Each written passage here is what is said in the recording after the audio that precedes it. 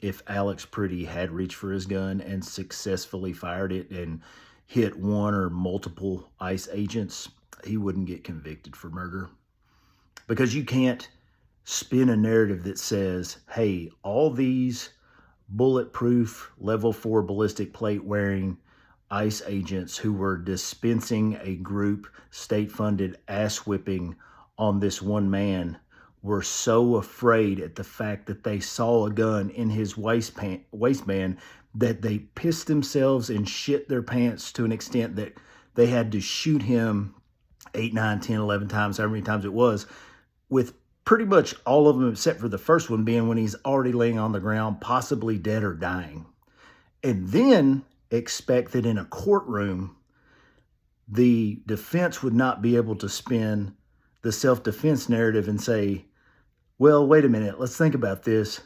This guy who's a citizen who had just had his face filled up with OC spray with no warning whatsoever, he felt in fear for his life.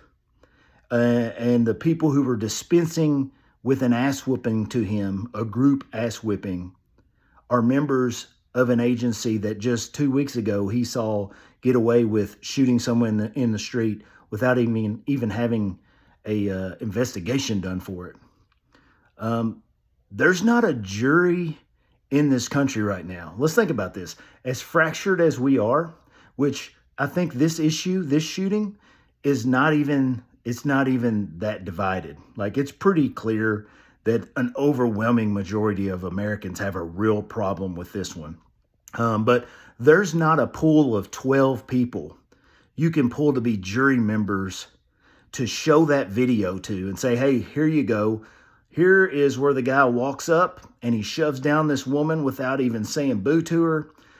He sprays her full of OC spray to the face. Then he sprays this guy with OC, knocks this guy down to the ground. Already, this is a civil rights violation. Already, this is an excessive use of force lawsuit. But there's no reason for this guy to have feared for his life. And then from now on, all these sound bites from Kristi Noem, from the president, from that little weird-looking short guy that's running Border Patrol in Minnesota, or was, and now he's getting sent somewhere else.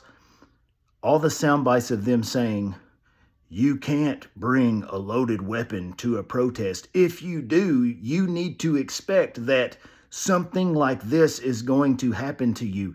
Those sound bites will be played by defense attorneys who are defending people for defending themselves against these ICE agents if that's what happens. These people will not be convicted if that's what they do. These incompetent fools who are in charge of all of this have created a perfect environment in which anybody will be able to get away with just about anything on a self-defense defense in any sort of trial if they survive. And that's the big question. If they don't get turned into Swiss cheese, then they're going to have a hung jury.